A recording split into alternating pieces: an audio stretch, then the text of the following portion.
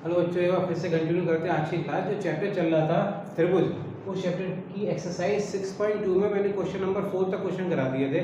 तो आज मैं क्वेश्चन नंबर 5 से आगे के क्वेश्चन डिस्कस करने जा रहा हूँ। तो ये कुछ क्वेश्चन मैंने बोर्ड पे लिख दिए हैं, आप इनको ध्यान से समझते जाएंगे।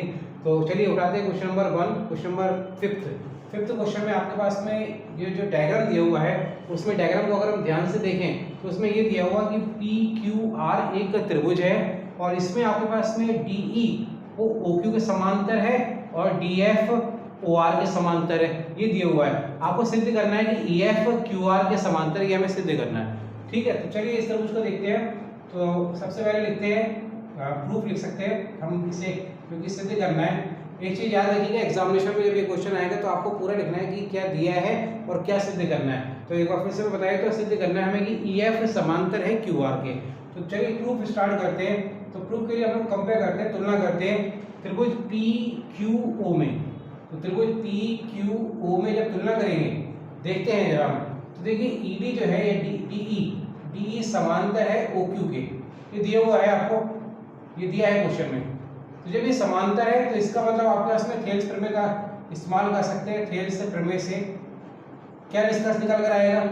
निष्कर्ष निकल कर ये आएगा कि PD upon PO is equal to हो जाएगा, this is PE upon EQ।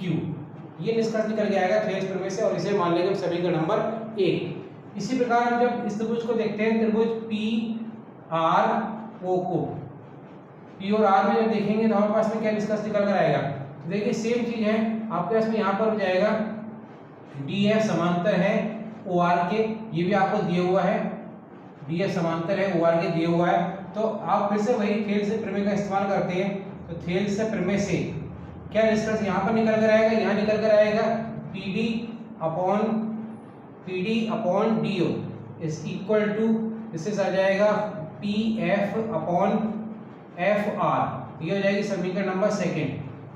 अब अगर इन दोनों समीकरण को हम कंपेयर कर रहे हैं, तुलना कर रहे हैं, तो आप लिख सकते हैं कि समीकरण 1 व 2 से, समीकरण 1 फर्स्ट व सेकंड से जब आप कंपेयर करेंगे तो देखिए PD अपॉन PO यहाँ पर भी, PD upon PO sorry DO है, ये DO यहाँ पर भी है, PD अपॉन DO यहाँ पर भी। दोनों आपके पास में क्या हो जाएंगे, जब ये इक्वल है इसके, तो यहाँ पर देखिए दोनों ये मान भी आपस में बराबर होने चाहिए। तो इस तरीके से PE upon EQ is equal to PF upon FR आप कह सकते हैं, ये मान आ जाएगा। और उसके बाद में अगर हम डिस्कस करें कि किसी भी त्रिभुज में जब दो भुजाओं का अनुपात इस तरीके से होता है, तो आपने पढ़ा था थेल्स थ्योरम के प्रमेय के विलोम से। तो आप देखिए थेल्स प्रमेय के विलोम से, जब हम विलोम का कंसेप्ट लगा रहे हैं इसमें, ठीक है, तो यहाँ पर क्या हो जाएगा, this is EF is parallel to QR। तो ये इस तरीके से आ जाएगा। ठीक है, तो इसी तरीके से क्वेश्चन नंबर फर्स्ट ये फिनिश हो जाता है और लास्ट में आप लिख देंगे यहाँ पर दिस इज प्रूफ। ठीक, नेक्स्ट क्वेश्चन पर आते हैं हम लोग, क्वेश्चन नंबर 6। तो क्वेश्चन नंबर 6 में जो लैंग्वेज गिवन है वो भी इसी तरीके की क्वेश्चन की लैंग्वेज है। तो 6 क्वेश्चन में अगर आप देखें तो उसमें भी एक PQR एक त्रिभुज दिया हुआ है और ABC उसके अंदर एक और त्रिभुज है।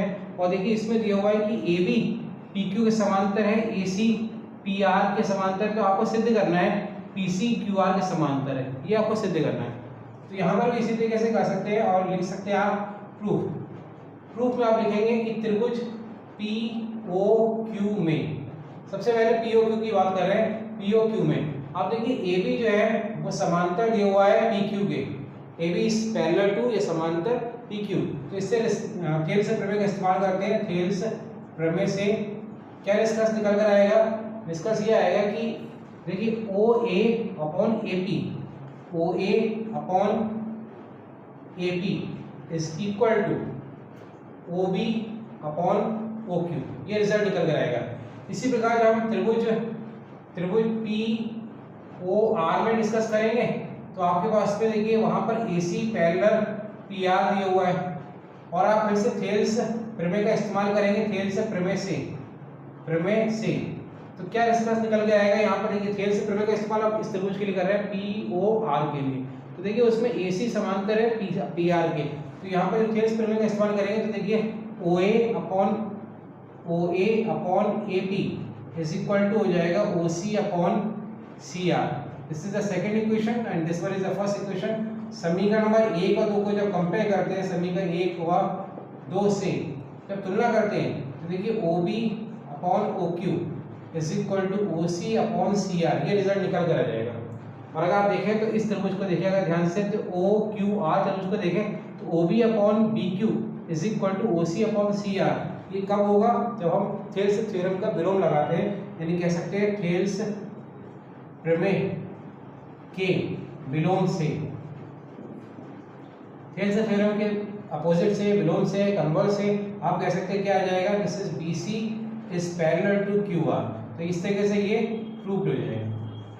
ठीक है, नेक्स्ट क्वेश्चन पर हम लोग चलते हैं। क्वेश्चन नंबर 7 और 8 आसान से क्वेश्चन है, वो आपको ट्राई कर सकते हैं। नेक्स्ट क्वेश्चन नंबर 9 पर आते हैं हम लोग। क्वेश्चन नंबर 9 में जो आपके पास में दिया हुआ है वो दिया हुआ है कि एक समलंब दिया हुआ है कि ABCD एक समलंब है। समलंब क्या होता है? समलंब एक ऐसी आकृति होती है जिसकी कि कोई एक भुजाओं के युग्म जो होते हैं वो समांतर होते हैं। तो हमने मान लिया AB DC के समांतर है। उसके बाद में हमें जो सिद्ध करना है वो सिद्ध करना है कि AO अपॉन BO का मान CO अपॉन DO के इक्वल है, यानी कि ये अनुपात आपस में बराबर है। तो यहाँ पर एक छोटी सी हमें रचना करनी पड़ेगी। वो रचना ये होगी क्वेश्चन नंबर 9 के लिए। हम क्या करते हैं कि यहाँ पर एक समांतर रेखा खींचते हैं O से एक समांतर रेखा खींचते हैं जो किसके समांतर? AB के। तो ये हम रचना करते हैं कि O से OE समांतर AB खींची, ये हमने रचना कर दी। अब आगे बढ़ते हैं उपपत्ति पर। उपपत्ति से हिंदी में उपपत्ति और इंग्लिश में प्रूफ। ठीक है, नेक्स्ट क्वेश्चन इसी में देखिए। तो हमारे पास में सबसे पहले इस त्रिभुज के लिए देखते हैं। त्रिभुज ABD में, त्रिभुज ABD में आपके पास में देखिए OE जो है वो समांतर है AB के। आपने रचना करी रचना से, इसे रचना से, तो इससे क्या निष्कर्ष निकल कर आ रहा है? रचना से है ये। इससे निष्कर्ष क्या निकल के आ रहा है कि OE जब समांतर AB है तो इसका मतलब हम थेल से प्रमेय लगा सकते हैं, और थेल से प्रमेय के हिसाब से क्या हो जाएगा? DE upon AE is equal to DO upon BO, ये रिजल्ट निकल कर आ जाएगा। इसका अगर हम उल्टा कर देते हैं तो क्या रिजल्ट हो जाएगा? This is AE upon DE is equal to BO upon DO, ये हम समीकरण नंबर 1 मान लेते हैं। अब आगे आते हैं हम त्रिभुज, इसको देखने जा रहे हैं। देखिए उससे पहले स्टार्ट करने से पहले हम एक चीज लिख सकते हैं कि चूंकि OE जो है वो समांतर AB है, ये रचना से है, हमने रचना करी थी रचना से। तो चूंकि आपके पास में, लेकिन आप लिख सकते हैं यहाँ पर लेकिन AB जो है खुद किसके समांतर है? CD के समांतर है, ये हमें दिया है, क्वेश्चन में दिया है। तो इसलिए आप कह सकते हैं कि OE जो होगा B समांतर हो जाएगा CD के।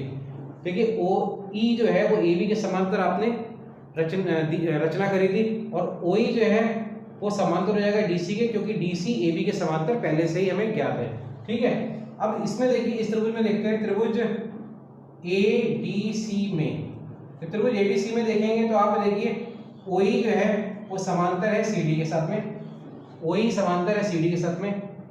तो इससे हमारे पास में निष्कर्ष निकल के आ रहा है, इससे निष्कर्ष ये निकल के आ रहा है कि इसका मतलब यहाँ पर भी DPD थ्योरम लगा सकते हैं। क्या, कैसे लिखेंगे? This is DE AE upon DE is equal to AE upon DE is equal to AO upon CO, ये लिख सकते हैं। ये हो जाएगी समीकरण नंबर 2। और अगर हम इन दोनों समीकरण तुलना करते हैं, यानी कि समीकरण 1 व 2 से जब हम तुलना करेंगे तो देखिए आ जाएगा BO upon DO is equal to AO upon CO। देखिए क्योंकि ये मान इसके बराबर थे, AE अपॉन D, यहाँ पर भी AE अपॉन D यहाँ पर, तो जब लेफ्ट हैंड साइड बराबर है तो राइट हैंड साइड भी बराबर होगी। तो इसलिए हमारे पास में समीकरण 1 और 2 से ये मान आएगा। हमें जो सिद्ध करना है वो देखिए AO अपॉन BO है, तो एक होता है अल्टरनेटो, तो अल्टरनेटो लगा देते हैं, यानी कि एक तरह से जो डायगोनल में है वो मान हम बदल सकते हैं, आपस में इंटरचेंज कर सकते हैं। तो AO अपॉन BO इधर आ जाएगा, BO is equal to CO ऊपर आ जाएगा, CO अपॉन DO। तो इस तरीके से क्वेश्चन आपका प्रूव हो जाएगा। तो यहाँ पर क्वेश्चन समाप्त होते हैं। नेक्स्ट क्वेश्चन नंबर है 10 एक्सरसाइज में। तो हम क्वेश्चन नंबर 10 पर डिस्कस करते हैं। क्वेश्चन नंबर 10 में आपके पास में देखिए क्या दिया हुआ है। क्वेश्चन नंबर 10 में आपको ये दिया हुआ है कि ये अनुपात बराबर है। तो आपको ये कहा जा रहा है कि AB समांतर DC ये सिद्ध करना है, या आप कह सकते हैं कि ABCD एक समलंब है, ये हमें सिद्ध करना है। ठीक है, तो क्वेश्चन नंबर 10 के लिए डिस्कस करते हैं। सबसे पहले देखिए रचना इसमें भी यही करनी पड़ेगी। रचना आप ओ से एक समांतर रेखा खींचेंगे, ओ से ओ ई समांतर ए बी खींची। ये हमारी रचना इसमें भी सेम रहेगी। अब देखिए इसकी उत्पत्ति या प्रूफ जो कि आप लिखना चाहें। देखिए सबसे पहले हम बात करते हैं इस त्रिभुज के लिए। त्रिभुज ए बी डी में देखिए चूंकि OE जो है वो AB के समांतर है, OE AB के समांतर है रचना से, इसलिए आप कह सकते हैं कि आप थेल से प्रमेय इस्तेमाल कर सकते हैं। थेल से प्रमेय से निष्कर्ष क्या निकल कर आएगा? निष्कर्ष ये निकल कर आएगा कि देखिए DE upon AE is equal to हो जाएगा DO अपॉन BO। ये निष्कर्ष निकल कर आ जाएगा। अगर इसको हम व्युत्क्रम कर लेते हैं तो AE upon DE is equal to BO upon DO, ये रिजल्ट निकल कर आ जाएगा। ठीक है, अब एक इंपॉर्टेंट चीज देखिए, क्योंकि हमें जो दिया है वो दिया है AO upon BO is equal to CO upon DO, ये दिया हुआ है। देखिए यहाँ BO अपॉन DO आ रहा है तो हम यहाँ पर अल्टरनेटिव लगा लेते हैं। तो BO को इधर ले जाते हैं तो AO अपॉन CO का मान जो है हो जाएगा BO अपॉन DO। तो ये BO अपॉन DO का मान देखो अगर हम रिप्लेस कर दें हम लिख सकते हैं, चूंकि BO अपॉन DO का जो मान है वो होता है AO अपॉन CO। ठीक है, तो इसलिए अतः आप कह सकते हैं कि ये क्या हो जाएगा। ये मान कहाँ से आया, ये मैंने आपको निकाल के दिखा दिया। ये आपको दिया हुआ था तो दिया था, ये वहां से आपने ये निष्कर्ष निकाला है। ये एक निष्कर्ष निकाला है जिसका इस्तेमाल हम यहाँ पर इस क्वेश्चन में इस जगह कर रहे हैं। तो अतः BO अपॉन DO जो है उसका मान AO अपॉन AO हो जाएगा, AO अपॉन CO हो जाएगा। तो अतः AE अपॉन DE का जो मान है वो हो जाएगा AO अपॉन CO, ये निकल कर आ जाएगा। और अब अगर आप अपने त्रिभुज को देखें तो देखिए AE upon DE is equal to AO upon CO। तो इससे क्या निष्कर्ष निकल कर आएगा? इससे निष्कर्ष निकल के आएगा यानी कि थेल्स प्रमेय के विलोम से क्या निष्कर्ष निकल कर आएगा? निष्कर्ष ये निकल कर आएगा कि इसके बाद में लिख सकते हैं, निष्कर्ष ये निकल के आएगा कि EO या OE समांतर हो जाएगा किसके? CD के। CD लिखिए, DC लिख लीजिए, DC के समांतर हो जाएगा। ठीक है, EO DC के समांतर जब हो जाएगा, देखिए EO DC के समांतर, लेकिन हमने जो रचना करी थी उसके हिसाब से EO किसके समांतर था? EO AB के समांतर है। रचना के हिसाब से EO जो है वो AB के समांतर है। ठीक है, तो इन दोनों का अगर तुलना करते हैं तो AB किसके समांतर हो जाएगा? AB समांतर DC के। और जैसा मैंने बताया था समलंब की परिभाषा ये होती है कि किसी भी चतुर्भुज आकृति में यदि दो भुजाओं के युग्म मतलब एक युग्म जो है वो समांतर है तो आप उस आकृति को चतुर्भुज को समलंब कह सकते हैं। ठीक है, तो अतः ABCD एक समलंब है, जिसे हम इंग्लिश में कहते हैं ट्रेपेजियम। तो ABCD इज अ ट्रेपेजियम। ये इस तरीके से क्वेश्चन यहाँ पर प्रूव हो जाएगा और ये फिनिश हो जाएगा। तो आज के लिए हम लोग इतने रह देते हैं। नेक्स्ट टाइम पे हम लोग डिस्कस करेंगे नेक्स्ट एक्सरसाइज। Thank you.